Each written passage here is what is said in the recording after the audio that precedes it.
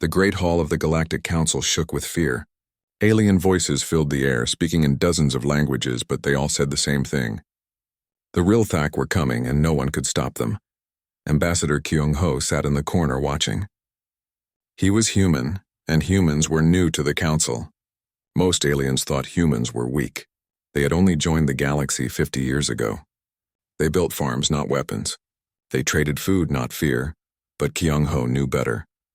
The Rilthak destroyed the Zentari homeworld in 3 hours, said Council Leader Vexthara. Her blue skin was pale with worry. Their machines eat planets. Their soldiers feel no pain. They have conquered 40 systems in 2 months. The other aliens nodded. Some cried. The Rilthak hegemony was death itself, moving through space like a hungry beast. Their ships were bigger than cities. Their weapons could crack moons. What can we do?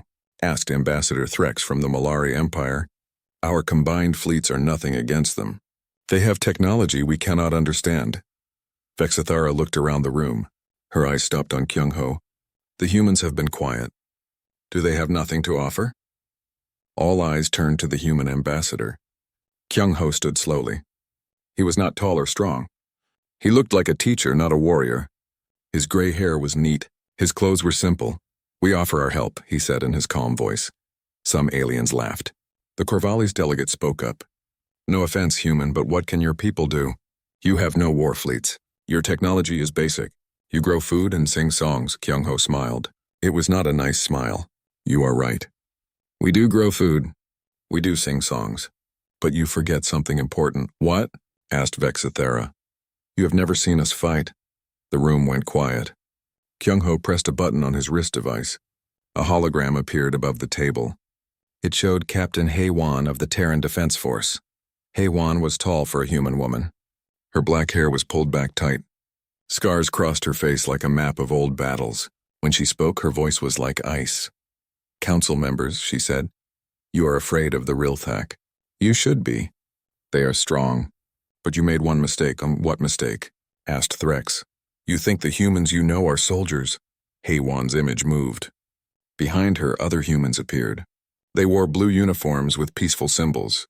They looked like police, not warriors. These are our peacekeepers, Hae-won said. They keep order. They help people. They are not meant for war. Then what do you have for war? Demanded the Corvallis delegate. Hae-won's smile was worse than Kyung-ho's. We have legends. The hologram changed. It showed a massive base hidden under the moon's surface. Rows of metal beds filled huge rooms. People slept in them, covered in frost. 200 years ago, Hae-won explained, Earth fought its last war. The war was terrible. It nearly killed our world. When it ended, we made a promise. Never again would Earth burn, she paused. The aliens waited. But we knew war would come again. Not on Earth, but somewhere. So we took our best warriors, our most dangerous minds, and we put them to sleep. We called it Protocol Lazarus. Why? Asked Vexthara. Because some wars need monsters. Admiral Wu Jin appeared in the hologram.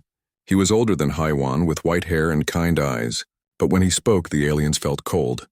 The men and women in those beds, he said, are not normal soldiers. They are the ones who ended Earth's wars by making them too terrible to continue. They are the ones who made enemies surrender by showing them what humans do when they stop being civilized. The hologram showed files. Names and faces appeared. The aliens could not read the human writing, but they saw the pictures. These humans looked different from the peacekeepers. Their eyes were hard. Their faces showed no mercy. General Tae-sung, Wu Jin said, pointing to a man with dead eyes. He won 7 battles without firing a shot. His enemies killed themselves rather than face him. Colonel Da-un, he continued, showing a woman with metal arms. She destroyed an entire rebel army with 12 people and a box of common tools. More names appeared.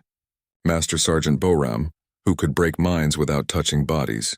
Commander Dongsu, who turned enemies into friends by showing them their worst fears.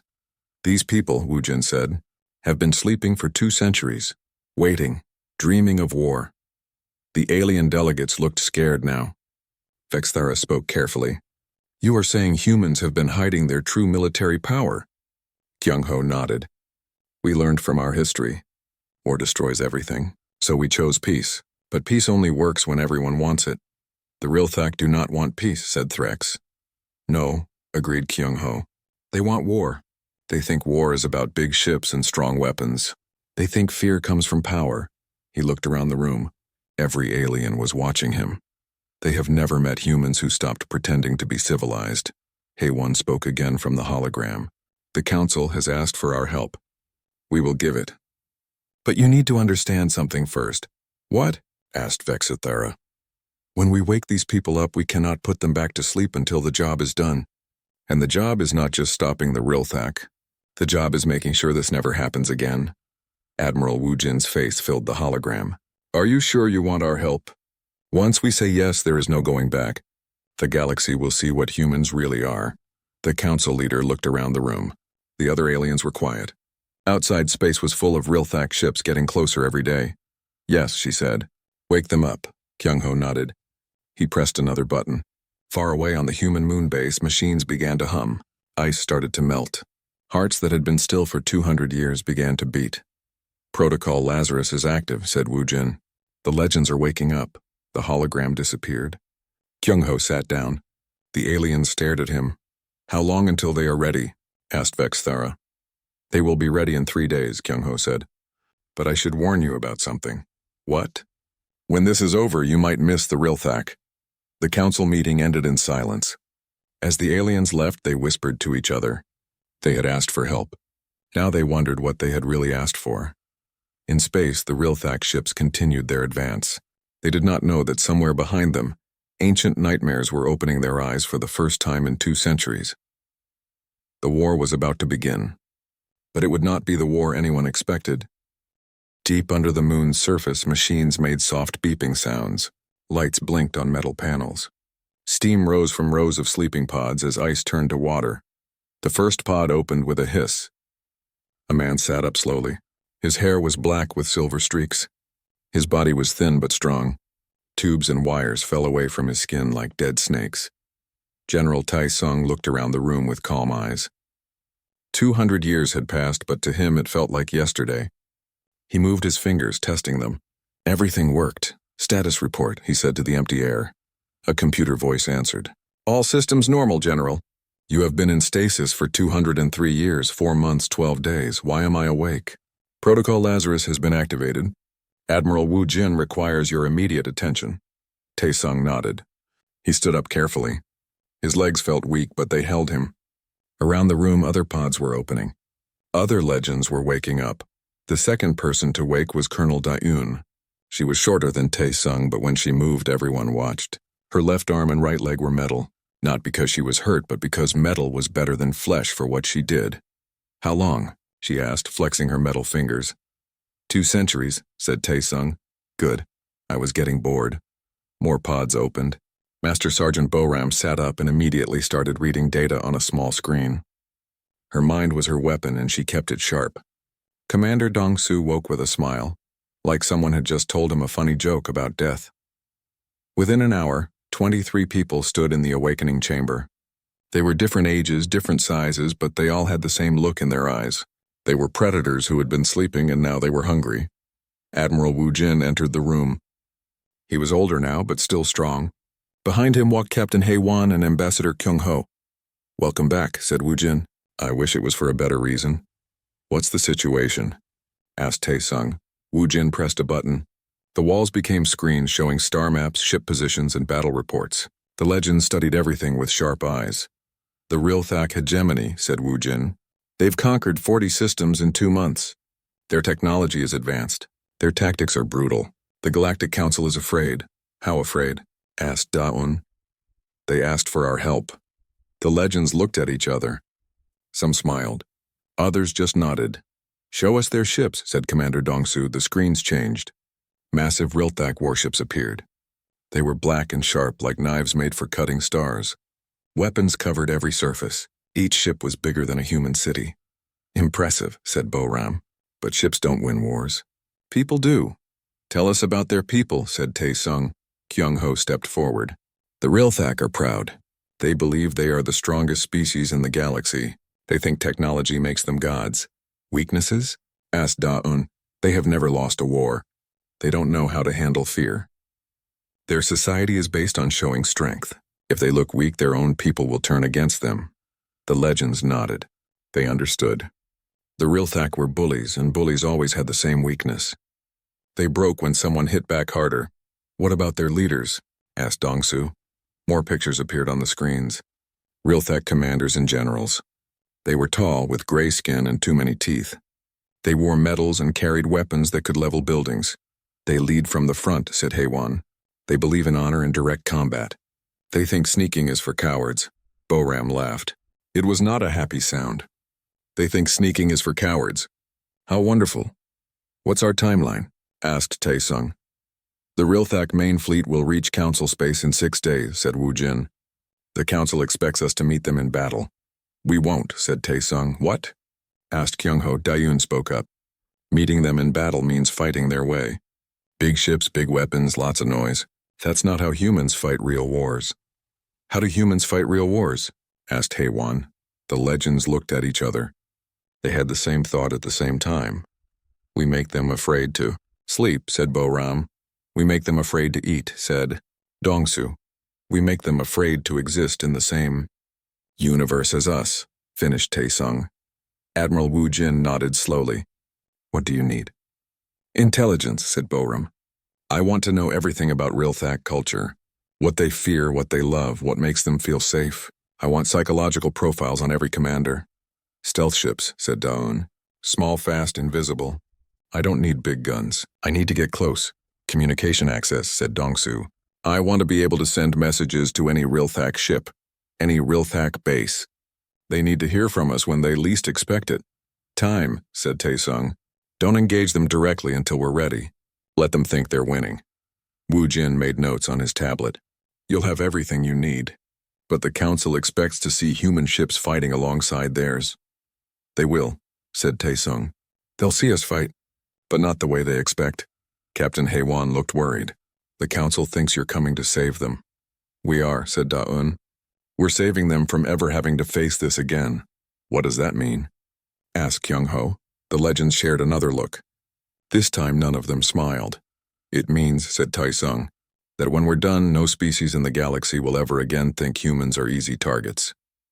The Rilthak think war is about conquering, said Boram. We're going to teach them that war is about surviving what comes after you start it.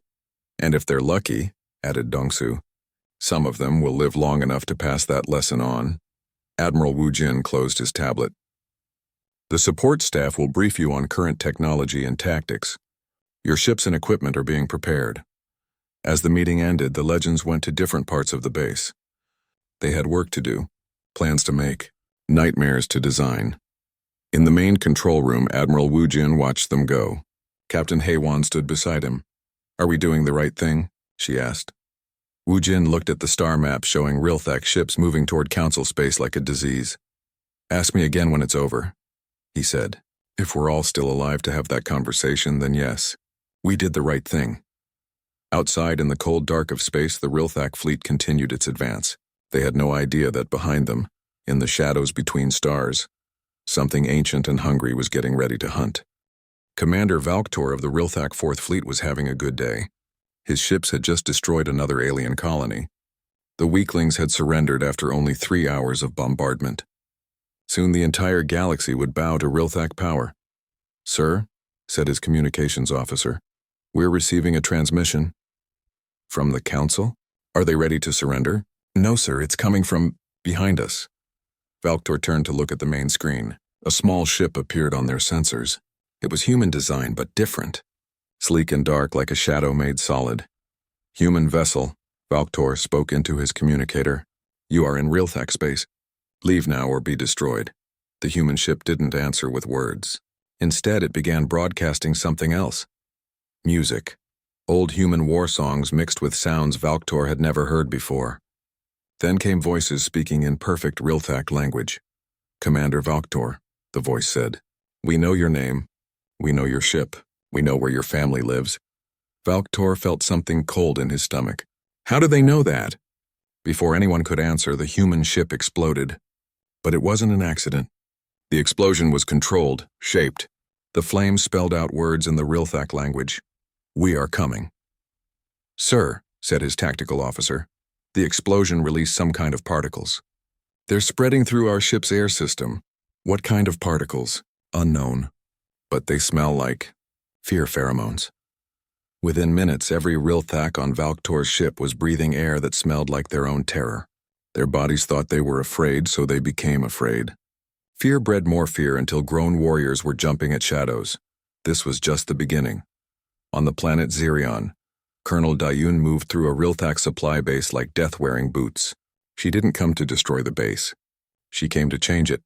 The Rilthak guards never saw her. Her metal legs moved without sound. Her metal arm could punch through steel like paper. She disabled security systems and slipped into the main computer. But she didn't steal information or plant bombs. Instead, she changed small things. The food synthesizers now produced meals that looked normal but tasted like Rilthak blood. The sleep chambers played sounds that were almost too quiet to hear, but loud enough to make dreams into nightmares. She left behind a single message painted on the commander's wall. Sleep well. We'll be watching. By morning, half the base's personnel had requested transfers. The other half refused to eat or sleep. The base was still functional, but the people running it were slowly going insane. In deep space, Master Sergeant Boram was studying her prey. She had hacked into Rilthak communication networks and was learning everything about their culture, their fears, their beliefs. The Rilthak worshipped strength. They believed their ancestors watched them from the void. They thought courage meant facing death without fear.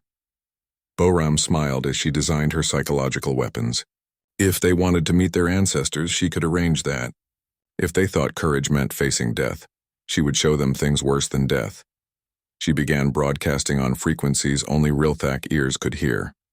Subliminal messages mixed with the voices of their own dead, veterans who had fallen in previous battles speaking from beyond, telling the living that the humans were not like other enemies.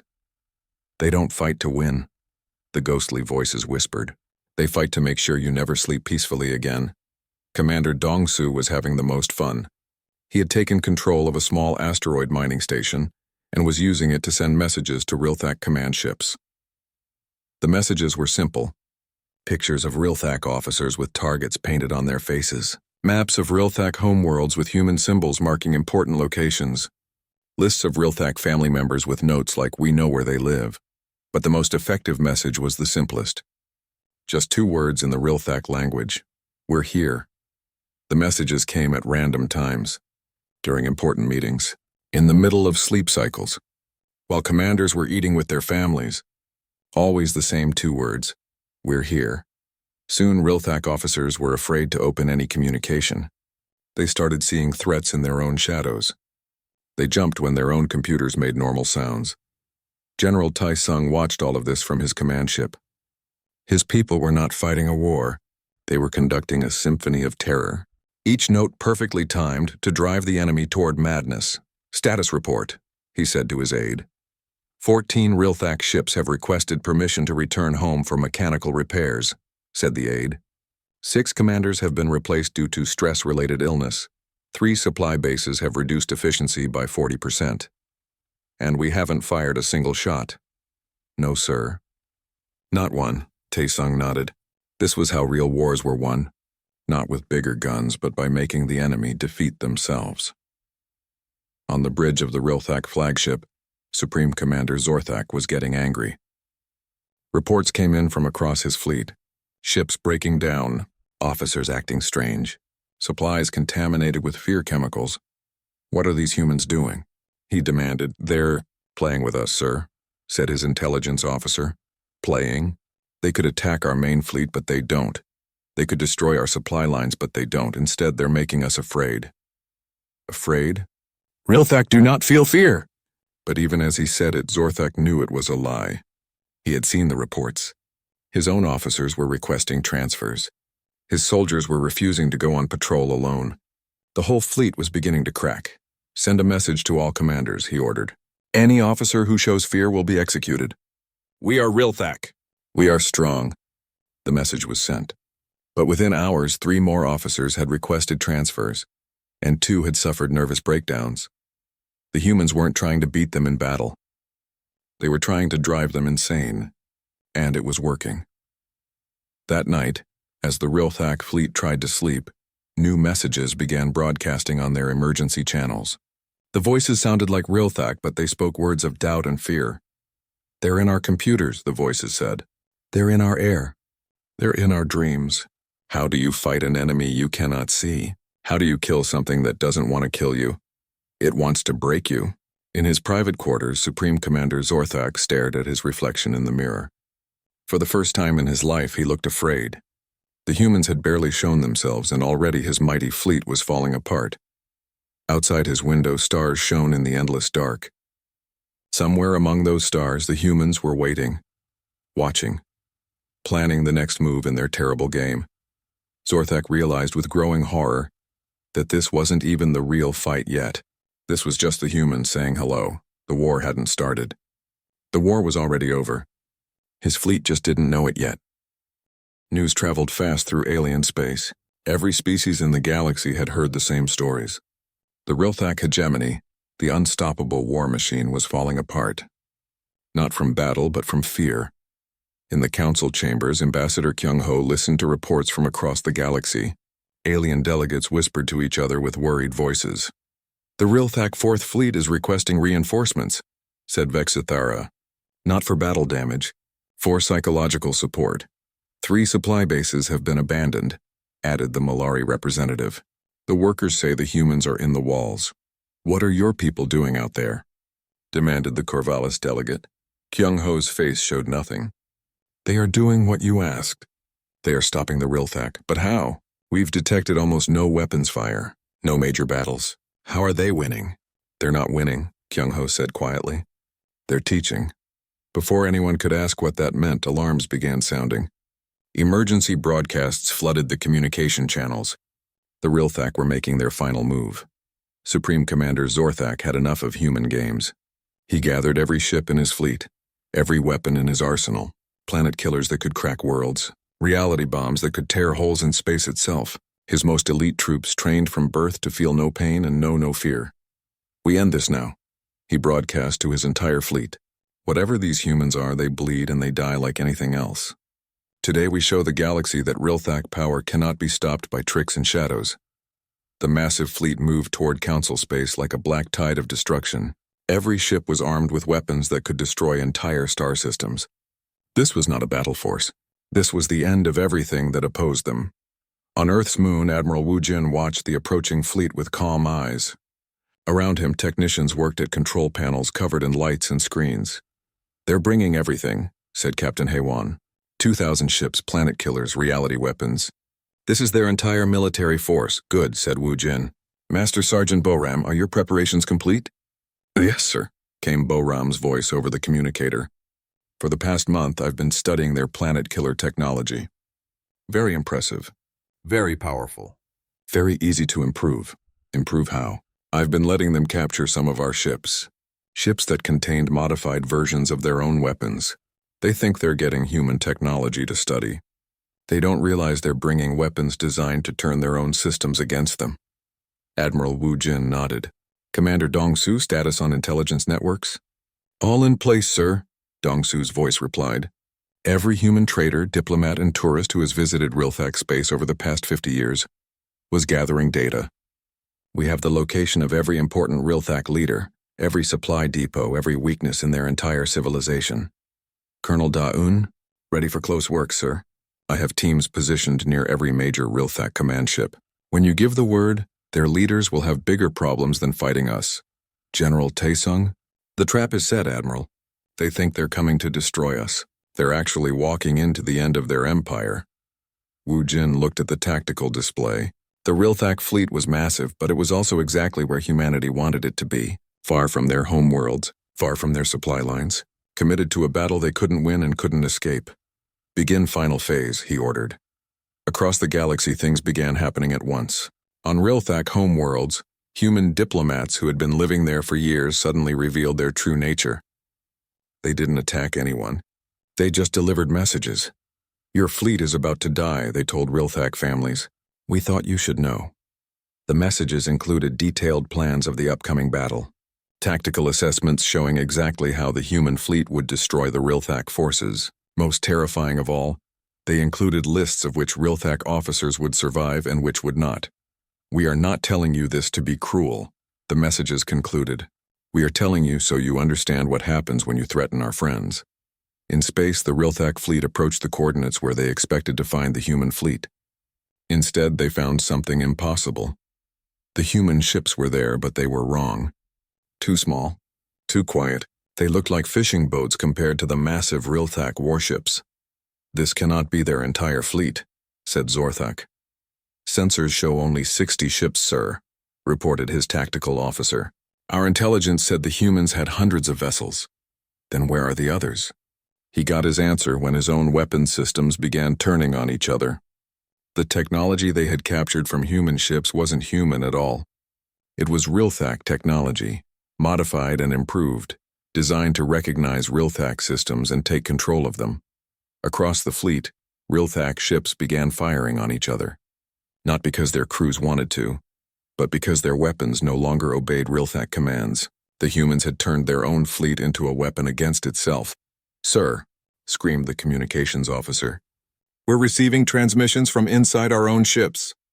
The main screen lit up with images from throughout the Rilthak fleet. Colonel Dayun appeared on dozens of bridges at once. She wasn't speaking from her own ship. She was speaking from inside Rilthak vessels. "Attention, Rilthak commanders," she said in perfect Rilthak language. "Your ships now belong to us. Your weapons are under our control. Your engines will go where we direct them." "How is this possible?" demanded Zorthak. General Taisong's voice answered from the communication system. "For 50 years you let human traders visit your space. You let human diplomats tour your ships. You let human tourists take pictures of your technology." Images flashed on the screen. Human civilians taking innocent-looking photos during trade missions. Human ambassadors asking simple questions during diplomatic tours.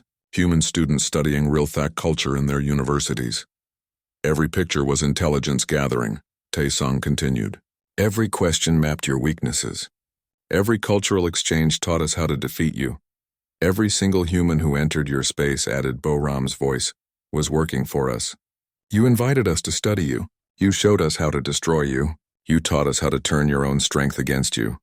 The Rilthak fleet was tearing itself apart. Ships that had been allies for centuries were now firing on each other under human control. The most powerful weapons in Rilthak history were being used to destroy Rilthak forces. "You wanted to see human military power," said Taesung. "This is it. We don't build bigger weapons. We make our enemies' weapons work for us. We don't create stronger armor," said Daun. "We make our enemies afraid to use their weapons. We don't train harder soldiers," said Boram. "We break our enemies' minds before the fighting starts." On his flagship, Zorthak watched his mighty fleet destroy itself. In 6 minutes, he had lost more ships than in 60 years of conquest. The humans hadn't fired a single shot from their own weapons. "Enough," he screamed. "I surrender." The Rilthak hegemony surrenders. The destruction stopped. The human ship sat quietly in space, surrounded by the wreckage of what had been the galaxy's most feared military force. General Taesung's face appeared on every working screen in the Rilthak fleet. "Supreme?" "Commander Zorthak," he said calmly. "You misunderstand. This wasn't a battle. This was a demonstration. A demonstration of what? Of what we could have done to you at any time over the past 50 years. Your entire civilization has been at our mercy since the day you first met humans. We chose not to destroy you then. We're choosing not to destroy you now." Zorthak felt cold understanding wash over him. "You mean every species in this galaxy is under human protection now? Not because we conquered them, but because we chose to protect them. Touch any of our friends again, and we will not choose to be merciful." The transmission ended. The human fleet disappeared into hyperspace, leaving the Rilthak to count their losses and wonder what other nightmares humanity kept hidden in the dark between stars. The galaxy held its breath. In the ruins of the Rilthak fleet, Supreme Commander Zorthak sat in his damaged command chair and tried to understand what had happened. His mighty armada was scattered wreckage. His elite soldiers were crying in their quarters. His most advanced weapons had turned against him, and the humans had barely lifted a finger. "Sir," his communications officer said with a shaking voice, "we're receiving surrender requests from across the hegemony." "Surrender requests? From who?" "Everyone, sir. Our planetary governors, our fleet commanders, our home defense forces. They're all asking permission to surrender to the humans." Zorthak understood. His people had seen what happened to their greatest fleet. They knew that resistance was not just useless, it was suicide. "Open a channel to the human fleet," he ordered. General Tae-sung's face appeared on the screen. He looked exactly the same as before the battle. Calm, unworried, like destroying the galaxy's most powerful military force was something he did every day. "You wish to discuss terms?" Tae-sung asked. "What are your demands?" "We have no demands," Zorthek blinked. "I don't understand." "The Rilthak hegemony is finished," Tae-sung explained. "Not because we destroyed it, but because your own people will destroy it. They have seen what happens when they follow leaders who threaten humanity's friends. They will choose new leaders who are wiser. And if they don't?" Tae-sung's smile was colder than empty space. "Then we will remind them of this day." The transmission ended. Zorthak stared at the empty screen and realized that the humans had not just defeated his fleet. They had broken his entire civilization without even trying to rule it. On the council station, the alien delegates watched reports from across the galaxy. The Rilthak hegemony was collapsing from within. Planets were declaring independence. Commanders were refusing orders. The mighty empire was tearing itself apart. "How long will this last?" asked Vexthara. Ambassador Kyung-ho looked tired. The peaceful mask he had worn for so many years was gone. Now the aliens could see what he really was, a predator pretending to be prey. "Forever," he said simply. "The Rilthak will never again be a threat to anyone. Their own people will make sure of that." "What about their leaders? Zorthak and the others?" "They will live," said Kyung-ho. "But not the way they want to." The aliens learned what that meant over the next few weeks. The Rilthak commanders were not executed. Instead, they were given neural implants that let them experience every moment of pain and terror they had caused to others. Every destroyed world, every murdered family, every act of cruelty they had ordered. They would spend the rest of their lives feeling what their victims felt, living their victims' pain, dying their victims' deaths over and over again, but never being allowed to actually die. That seems... The Molari delegate searched for words. "Excessive." Kyung-ho looked at him with flat eyes. "Do you think so? How many billions did they kill? How many worlds did they destroy? We could have simply executed them. Instead, we made sure they understand what they did wrong. For how long? Until they die of old age. Or until they go insane. Whichever comes first." The alien delegates said nothing. They were beginning to understand that humans had very different ideas about justice than other species. In the depths of Luna Base, the legends prepared to return to their sleep. Their work was done. The galaxy was safe. For now. "Status report," said General Tae-sung as he walked through the awakening chambers. "All objectives complete," said Colonel Da-un. "The Rilthak military is destroyed. Their government is collapsing. Their people are choosing new leaders who understand the price of aggression." "Psychological profiles?" asked Tae-sung. Master Sergeant Boram looked up from her data screens. "Every major species in the galaxy now understands what happens when they threaten humanity's allies. Fear levels are optimal. They will think very carefully before starting wars." "Intelligence networks?" Commander Dongsu smiled. "Still in place. Still growing. Every human in alien space is now a potential intelligence asset. Every trade mission is reconnaissance. Every cultural exchange is preparation for future conflicts." Tae-sung nodded. "Then our work here is done." Admiral Wu Jin entered the chamber. Behind him walked Captain Haewon and Ambassador Kyung-ho. "The council wants to thank you," said Kyung-ho. "Do they?" asked Da-un. "Or are they afraid of us now?" "Both," Kyung-ho admitted. "Good," said Tae-sung. "Fear makes people careful. Careful people don't start wars they can't win." Wu Jin looked around at the legends. "Are you ready to return to stasis?" "Almost," said Boram. "I want to make some modifications to our monitoring systems. The next time something like this happens, I want us to know about it before it starts. And I want to upgrade our infiltration protocols," added Dongsu. "This was a good start, but we can do better." Tae-sung looked at his people. They were already planning for the next war. The next threat, the next time humanity would need to remind the galaxy why peace was preferable to the alternative. "How long until the next crisis?" asked Haewon. "Unknown," said Tae-sung. "But it will come. Beings like the Rilthak always exist. They see kindness as weakness. They mistake civilization for softness. And when that happens, we'll be ready."